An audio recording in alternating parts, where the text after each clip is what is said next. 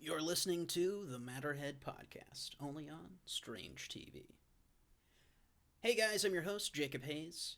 Thanks for tuning in to another episode of the MADDERHEAD Podcast. We get into comedy, we get into the philosophy, the mythology, a little bit of the conspiracy, and, needless to say, I'm a little bit crazy, I'm a little bit all over the place, so naturally, my show's going to be. Today we're going to be talking about kind of a fun subject, which is ancient Egyptians in the Grand Canyon. Did the Smithsonian cover up an ancient Egyptian colony in the Grand Canyon? All this and more.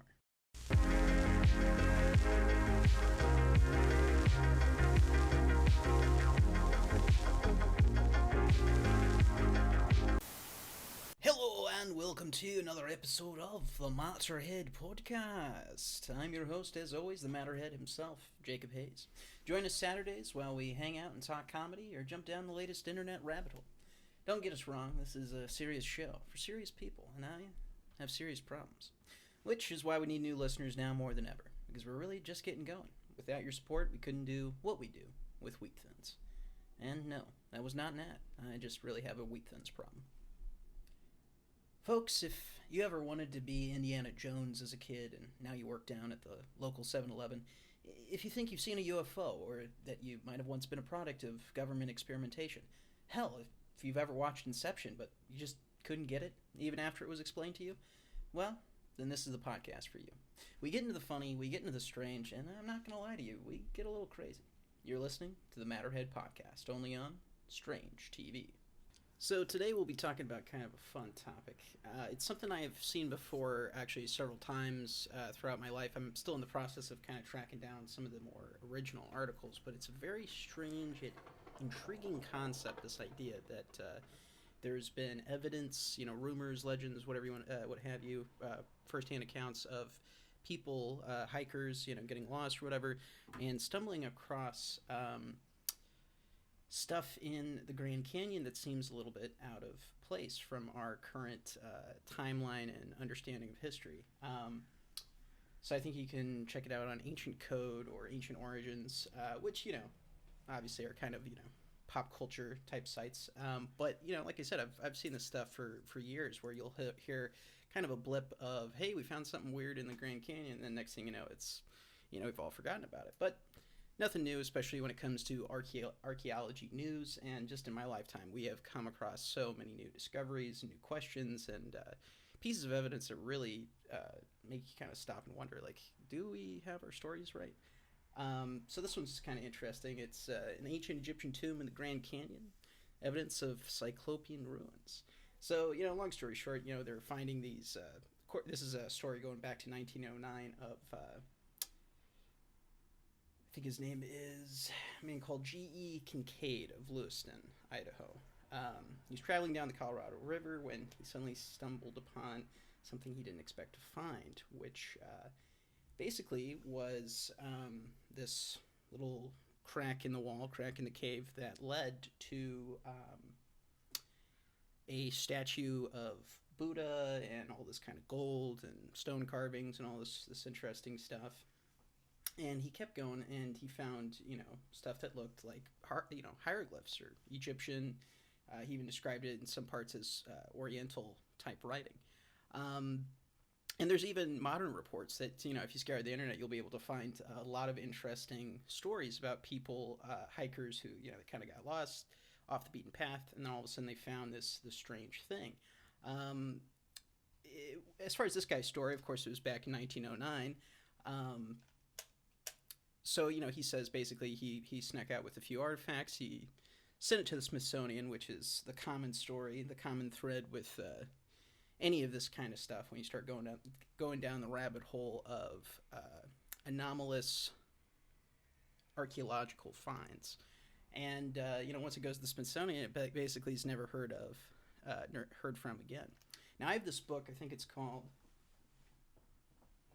Yes, the Encyclopedia of Ancient Giants in North America, which I highly recommend because it's basically the best book I've come across so far in my casual research of this whole topic about out of, I mean, that book in particular is about out of place giants, mummies, etc., earthworks, earthen mounds, where a lot of that kind of stuff is discovered. But along with a book called Forbidden Archaeology, it just gives a lot of examples of stuff that's strange, So even if you don't agree with kind of what the book's implying, the conclusion that it's kind of pointing you to, it is, we do have to still deal with the facts. We have to deal with the evidence. And we can't just say, oh, that's inconvenient, or that sounds crazy, or what do you mean, giants? That's whatever. And I'm not here to push whatever other than genuine curiosity, genuine looking at the question, what are we actually looking at here? So the common, attack about any of these kinds of subjects is like, what are you talking about? It's the Smithsonian. They're a museum. They're good. They're official. They're in D.C. It's the whole, what are you talking about?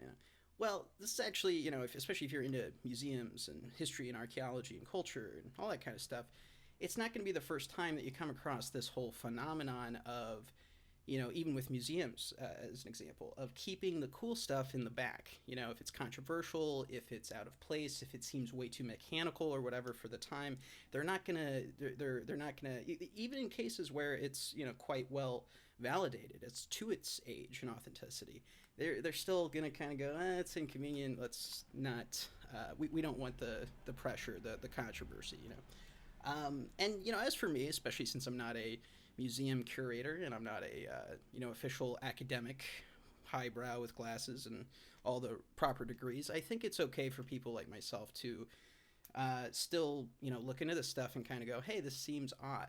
There's so much evidence of something weird with the way museums and academic institutions over the years have handled these kinds of anomalous cases. And when you start realizing, just how much of a phenomenon this kind of stuff is, whether it's finding stuff out of place that doesn't quite really fit the way we see our ancient past, or if we find something inconvenient, instead of dealing with it and asking questions in the public and academic spheres the way we should, it just kind of gets shunned, people who are really into the whole Egyptian mythology scene, I think, can relate, Egyptian scene can really relate to this, because the guy who's been running that, just to give an example of kind of the big fraud that he is, unfortunately, he would go, I think even to this day he's gone on about, oh no, there's no entrance into the Sphinx on top of its body behind the head. What are you talking about? That's crazy. Even though now there's surfaced pictures and video footage of him climbing in and out of it. So it's that guy's full of BS in terms of just numerous things that are, oh, that's an inconvenient truth, and that's going against my my academic preference on the matter, and then would make me look like I don't know what I'm talking about, and that I shouldn't be in charge of the Egyptian I shouldn't be in charge of Egyptian antiquities. So it's an issue we got to deal with. This whole entrenched. It's not just in archaeology and historical kind of fields, of course, but I think it's more there because in that space it's a war of narrative, and it's not as easy as in more traditional sciences to say what the truth is. We're battling over stories. We're battling of a proper understanding and a proper perception. And when there's these entrenched approaches to things, it doesn't allow for raw curiosity. It doesn't allow for the right questions to be asked and answered. And I think that's why, as just a lover of history and granted an amateur at all this kind of stuff, I think it's fair to say that we haven't dealt with these kinds of things correctly. And on the more upbeat side of things, this is also very cool stuff. This is very exciting, history book changing kind of stuff. So wouldn't we want to deal with it? So anyways, I find that story very interesting, and it's not the only one. I've come across a few other ones in more recent times when people have been like, hey, we basically found like an Egyptian settlement in the Grand Canyon. And what's interesting about this idea too, and granted it's just a theory, but what's interesting about this idea is, when you looked to tracing the who are the gods going back throughout history and mythology and world culture, there does seem to be in ancient times a kind of consensus over, even though there's a plurality of gods, what they are to a degree. which I find interesting. Just like kind of like with magic and sorcery, or the wisdom schools, the mystery schools that people like Plato or Aristotle would go off and train to, because Egypt was kind of like the central mecca for training. Even if you weren't Egyptian, people would come from all across the world to train there. Um, and it was thought that they have the ultimate key to the mystery traditions and the initiations, and the at the very end of which you get like I mean, the Greeks did psychedelics too, but they definitely were doing psychedelic stuff in Egypt. And what's interesting about all this is basically it's very clear the path that you can draw from tracing the gods as we would know them, the classical gods, from the Romans to back to the Greeks, and then back to the Egyptians. And when you get to the Egyptians and and you ask them, hey, where the gods come from, they're kind of like, oh, well, it's from like Atlantis. So granted, everybody's got their own take on Atlantis. A lot of people think there's nothing to it, but the idea that there was some type of at least semi-global culture that was seafaring, that was high technology of some kind, that was very advanced, especially in matters of what we might call spiritual science, meditative practices, psychedelic uses, shamanic journeying, all that kind of stuff, as well as mathematics and astronomy and all that kind of stuff, astrology as well. It's just very interesting. It's like, hey, where is this going? Where's this thread leading us? So all this to say that finding evidence of Egyptian or Hebrew or whatever, or Phoenician type stuff, or Viking type stuff, I mean, we find all of that in the United States, and basically paints a picture of a history way more intermingled than we realize. And so the isolationist theories that are still kind of mainstream in the academic space become less and less likely, I think. And that we're looking at something that is probably a little bit closer to what the legends have to say about, the world.